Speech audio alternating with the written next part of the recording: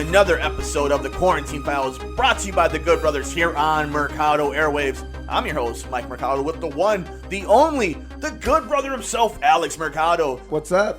Everything is everything, good brother, and we have ourselves another Quarantine Files list. What did that evil mind of yours come up with for us this week? Well, with the Emmy nominations coming out, we decided to do Best Limited Series, which is some of our probably favorite television. If we ever did a list of favorite dramas in TV, which we will one day, but there's so many, that would be a top 10 again, that we had to do limited series, cut it down a little bit. So I'm really excited to see what you have and argue about your stupidity today. Well, and that sounds like every week's episode and basically life for the last 30 years. And with that in mind, what in your crazy mind are we constituting as a limited series on television? So a limited series is a singular season of television that doesn't directly continue on to a different season. Okay, so there is one on our list that we're going to talk about when we get to it. Which does count, but as of this recording. But for a reason that I truly deep down believe, it will not count soon. But we will talk about it because it deserves to be talked about. All right, and I guess I'll start off with my number 5 because it seems to be the most safe pick. It's the one that every holiday season comes out. Any single time we have a holiday to honor our amazing men and women that serve this country, I'm starting off with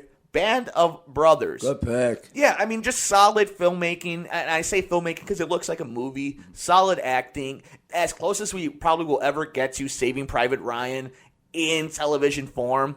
And to me, it's literally, the title in itself also speaks for what I love about it. It literally pulls on my heartstrings about the bond ship and the trials and tribulations that unit went through. So to me, Band of Brothers is a great, easy, safe pick. It's like picking Seinfeld in the top comedy list. It's like picking Breaking Bad. It's a very safe pick. But I thought it was a nice single to start off this game. Yeah, I love Band of Brothers. To me, it's the best.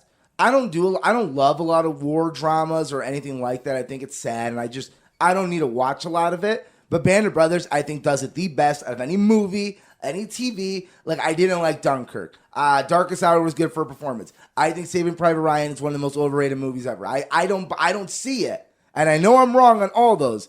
But I'm with you. Band of Brothers hit me. I love how they used to do the specials on every holiday weekend on Spike TV. You know, you would get it from HBO. You put it on Spike TV, limited commercials. You can watch it all day for 8 hours straight, and they send it back. And it was one of the first major box sets owned on DVD. Exactly. So it's a very important limited series. It is almost one of the OG limited series. I put it on that Mount Rushmore of, we wouldn't have a lot of limited series without Band of Brothers. What do you have at number 5? I have one of my personal favorites, Night Of. It's off a BBC crime drama show, but a lot of it compares to Serial Season 1 about a young Pakistani man, I believe, gets accused of a crime. Not a lot of lawyers want to represent him. It's Riz Ahmed, one of his early roles before right after Nightcrawler, before Venom, before Rogue One. It's a beautiful story. How do you say it? John Torero? John Torero? Yeah. He plays the lawyer. He's the only one that wants to represent him. He has a lot of, his own demons to deal with. It's a great, great story. Action-packed. I love when I see him in something because I always see him from The Great Zohan.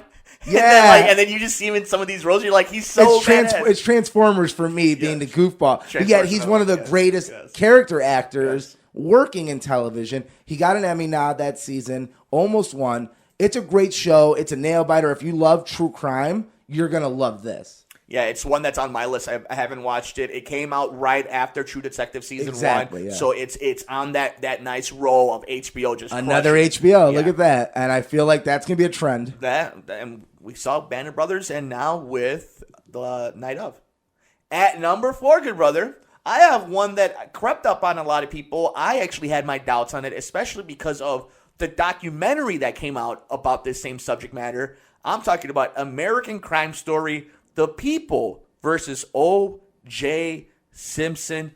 Cuba Gooding Jr. coming back to the spotlight and America's hearts. What did you think about this series? First, personally, that it was very well done, that it was well acted. I thought a lot of these actors got lost in their characters. I thought that they did a really good job of kind of really playing up to what was going on during that time. I was a younger child at that point in the 90s. So to me, like, this was a great microscope and of what it was, to put that under and to see kind of how the world was post Rodney King. I just think it was a great series. It's not my favorite true crime series or true crime story necessarily that I thought would have been a great thing to put on television, but for what they did and being compared to that documentary, I thought it was really well done, and I think it's something that put a lot of spotlight on a lot of different actors and actresses.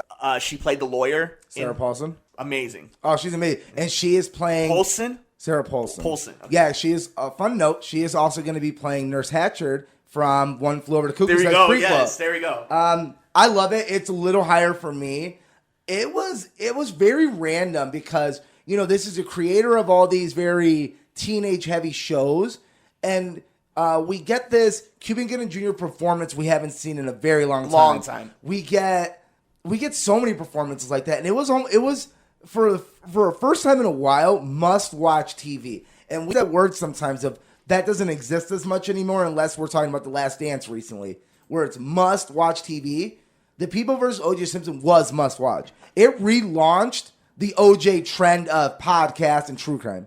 It to me, and I had to think about it for a second, but it established Sterling K. Brown as a power, as somebody who went against, his character did, against O.J. Simpson. I mean, we got Ross playing the Kardashian. Oh my God, yeah. I mean, David Schwimmer as Robert Kardashian, John Travolta as Robert Shapiro. Like it's crazy. It was must-watch TV, and that's why it's on my list a little higher. Like it amazes me how good it really was. Yeah, because it had no business being that good. What did you have at number 4, good brother? Number 4, I had Chernobyl. And really? So for me, Chernobyl, Chernobyl. How do you say it? Chernobyl. Yeah. Chernobyl. Okay, I'm gonna mess it up a million times. I love this show because it's one of the rare miniseries you get that tells a story you didn't know everything about. We have so many war stories. We have so many slavery stories, cartels, like mafia. We have so many of everything. But we really never got this story in a visual, beautiful representation of the time, the secrecy, the decisions that were made, and the outcry of them, and, the results we got them from. We're still seeing to this day in that area. It was so fascinating, and I think that's the best word for me to use is fascinating. It had my interest at all, every minute, every second, even with subtitles. Chernobyl was my number 3 pick, so I'm going to gush over it for just a little bit. The writing, the directing, the music in it is absolutely top tier. It really did a great job of making its atmosphere. You felt the entire time that these characters were being watched. You felt this entire time this looming cloud of danger that wasn't just the government, but also, obviously, this radiation that came from this power plant. You see a lot of what humans would actually do. And it questions your moral ethics. It questions what you would do in certain situations, not just morally, but what would you do for loved ones. It makes you think it ponders this idea of like what a human body goes through. What should we allow human bodies to go through? It's beautifully made. It turns into a courtroom drama at the very end. Very last episode. And it's fun. That in its own is amazing. I love the pacing. I love the timing mechanic it uses to start the series to where we end up. I love the character changes. I mean, Jared Harris, Skarsgård, Emily Watson. It's just so strong. The swarminess of like a Paul Ritter when he's yelling at his crew members to go check out the actual core. It's so tense. Like you're watching it like with so much suspense. You're all tensed up. And it was real. Exactly. And you sit there and all you could think of is remembering these things for the most part happened. And like that to me is what really drove it home, because as a kid from the 90s, Chernobyl is kind of was that first like mytho thing that we heard of like the horror radiation, movie the horror aspects. movie. It's like, oh look, this is where the mutant characters come from. We're seeing a lot of those B movies, those found footage movies. You're right. That's all we knew of it. And to get an actual drama series, a telling of that story, is why I think, even though it's one of the newer ones, it makes the list. So I have it at number 3. I highly suggest you guys check out the podcast that accompanied it on HBO. After every episode, the director came out with a podcast that basically did commentary about the episode. Highly Like suggest all you guys- his research, his interviews, a lot of really good stuff. So check it out. But at number 3, I had Chernobyl. Good brother, what did you have? I have When They See Us, and now so this Great. is our first non-HBO show. It's on Netflix. Ava DuVernay talks about the Central My Park honorable 5. mention. We've gushed about it, so we're not going to take too much time. It did get all the recognition it deserved. It was groundbreaking. It was heartbreaking. It's one of the only shows I think I've cried every episode at one point. It's a very important show. I urge you, if either go back and listen to us talk about it, because we have a full review about it, or watch, or even better, watch it yourself, because I think in 2020, it's a very important show right now, and the message remains the same of Black Lives Matter. Can the universe just please give us Ava DuVernay's internals already? Yeah. Like, can we just please get it? Yeah, she got really dipped on Wrinkle in Time. I don't think that was her fault necessarily completely. I give her the benefit of the doubt. I give her How that about one. that? I'll give her that one. I give her that one. I didn't hate the movie. But when long. they see us, you talk about knocking it out of the park, dude. It's still going. It's still up in the air. It hasn't landed. It's fantastic. Speaking of fantastic, at number 2, I have one of my favorite shows, and this goes to show how great number 1 was for me. My number 2 pick, limited series, Watchmen. I gushed about it at the time. We were watching The Boys around the same time. We talked about how these two series were just so different, but also so entertaining, and this was the big reason, the big difference. Watchmen put a spotlight to society in a subtle and not so subtle way, stuck the landing, gave us a lot of different threads, and we got to connect a bunch of different pieces. It made us question and make guesses, and for a lot of people who knew the actual source material, just kept wanting more and wanting more. Every time they gave us a little peek, they took it back a little bit more and then put something new to it. I loved how they spin some of these characters.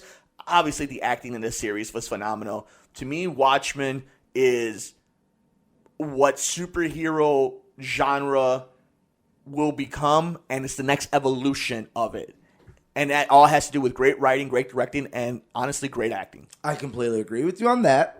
The reason it's not on my list, and we discussed in the beginning, is I truly believe it's not going to be one of the best shows of time. I think it's going to be one of the best TV shows of all time. When Breaking Bad and The Wire and Cheers. Like, we're going to talk about this as the greatest show of all time. They're going to have at least 3 seasons. I truly believe that. If this is all we ever get, shame on you for not having a number 1, because it would have been my number 1. Sure. It would have bumped off Whatever I have at number 1. It would have bumped it off. Yeah. So that's what I'm more upset about with you is I can respect you putting it on there. Like, let's say it never comes out, but the fact that it's not number 1, and I know you're number 1 because it's also my number 1. So the fact that it's not, though, and it's on your list, shame on you, Michael. Shame. I have high regard about my number 1. But what's your number 2? My number 2 is American Crime Story, The People versus O.J. Simpson. What made it special to me is our whole family watched because we were all still very young. I think I don't remember the exact year it came out. 2016. Okay, so we were all very young still. I had just moved out. Exactly. But this was something that we all watched at some point. Even though we weren't all together. We were all talking about it. And it would be discussion. Like, even our parents. There's not a lot of shows, especially our dad get involved. To have both parents involved. Our mother's a little more open and we can talk everything to her. Our dad's very picky and very, he's got his opinions on movies, people. Yes. If it doesn't have Gerard Butler, he pretty much hates it. Yeah. And Michael Keaton is the only true Batman, which I'm not upset about. Gerard Butler and Steven Seagal. But everyone was watching this show. Everyone was interested. Everyone had an opinion. It was great pace. And I think that's why it's very special to me is that everyone was watching it. And we don't get a lot of stuff that everyone in the world is truly watching and talking about and knows a little something. Everyone knows OJ. There's not a person in this world above the age of 18 that doesn't know O.J. Simpson to some extent. And even probably now, even younger, I would say. I agree. It was a great series. It's something that will live on. And I thought it was going to give a rocket ship back to Cuba Gooding Jr., but that didn't quite happen. No, but you know what? It was a nice moon landing. It definitely was. Good point. At number 1, good brother, we have True Detective Season 1. Yeah. And to me, even with Watchmen being on my list, the difference between this one and Watchmen, Regina King, obviously amazing. She ran this all the way for a touchdown. What this did for Matthew McConaughey and what it did for Woody Harrelson, what it redid for HBO, what it did for limited series, cannot be understated. True Detective Season 1 changed the game. We talk about movies and TV shows that kind of revolutionize things, and there's a lot of that in this loose, including Watchmen. True Detective pushed everything. Not just a genre. It pushed everything moving forward. It made it cool for movie stars to become TV stars again. And that is something that without True Detective, there is no Watchmen. There is no Night Of. No, there's not. This came from that. I think that's your best point. And because, The Wire brought the drama to you, and then you had Sopranos bringing the next coming. And what True Detective really did is what you said. It made it like these movie stars, these Oscar-winning movie stars are doing TV. That must be a really good script. That must be important. And again, HBO is the juggernaut of, series TV. And look at it. And like this brought them back. It brought the powerhouse back. It's like the Cubs winning the World Series, where you're great, but that makes the stamp on it. That puts you right at the top where you truly belong. This set up everything. And obviously, there was Game of Thrones, but this even helped Game of Thrones. And that was a big thing. This wasn't... Game of Thrones was going on when this was happening. It helped reach its max. It helped HBO hit a new level. Like that's the thing you can't understate it. Like even though HBO is a much more successful property than True Detective, without True Detective giving that bump to HBO as a platform, we might not be at that same level for Game of Thrones. And a lot of that was, and here's the thing, it's not just the acting. The acting was great. It's great directing, great writing. Great cinematography, great sound editing, great everything. People talked about every episode. We're wondering what was going to happen next. Who was going to happen next? We got...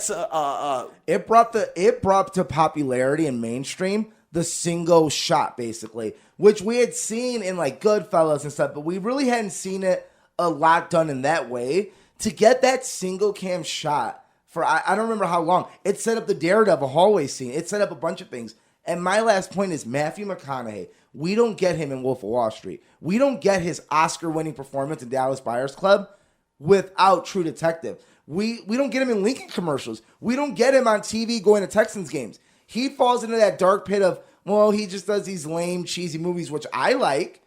But this whole new reconnaissance from True Detective. Absolutely. And it gives the inspiration to True Detective Season 3, which was fantastic. And it introduced me to Alexandra Daddario. And she's a star. Yeah, so I mean, it's one of the best series ever, one of the best limited series ever, and I can't gush over it. It is literally the second best limited series if Watchmen only goes one season. Let's go ahead and run this bad boy down, good brother. At number 5, I have Band of Brothers. What do you have at number 5? The Night Of. At number 4, I have American Crime Story: The People versus O.J. Simpson. The Good Brother has Chernobyl. I have Chernobyl at number 3. I get it. The Good Brother has When They See Us. At number 2, I have Watchmen. The Good Brother has The Case Against O.J. Simpson. And with that, where do you have Watchmen if... Watchmen is the greatest limited series of all time. If it's considered a limited series, I think it's going to run at least 3 seasons. But with that in mind, at number 1, I have, as well as The Good Brother, True Detective Season 1, Woody Harrelson, Matthew McConaughey, changing the game as we know it. It's the Michael Jordan of limited series, where it may not have been the original. There was Kareem, there was Magic, there was Larry. But what it did for it going forward, it changed the game. And I that's the best way to compare it. It's the Michael Jordan of it. Sopranos, The Wire, they can be the Larry Bird of Magic. Respect and love. And you have new ones coming out that might surpass it. But True Detective is the Michael Jordan. Regardless of what anything else happens here forward, it changed limited series forever. Arguably, it's the only thing on this list that fights and compares to long-term series like Breaking Bad and The Sopranos. Off of one season. One season. But with that in mind, good brother, that is it. That is our top 5 limited series list. And if you want to check out who was nominated this year for Emmys when it came to limited series, best dramas, best comedies, and all in between for actors and actresses, check us out at The Good Brothers. Good brother, any final thoughts on this list? Final thoughts. You can follow The Good Brother at Twitter at Mercado2 and Alex. I'm on Twitter at Mike M Media, and this show is at Good Brothers Pod. We have t-shirts, we have swag. Even The Good Brother has a shirt. When in doubt, merc it out. Teespring.com/Mercado Airwaves. And of course, become a producer. Check out our interviews ad-free and before anybody else with athletes and celebrities. That's Patreon.com/Mercado Airwaves. Give us a thumbs up, like, rate, review us, and share us wherever you get your favorite podcasts at Mercado Airwaves. Thank you so much. We'll see you on the next episode of The Quarantine Files, brought to you by The Good Brothers, here on the Mercado Airwaves Network.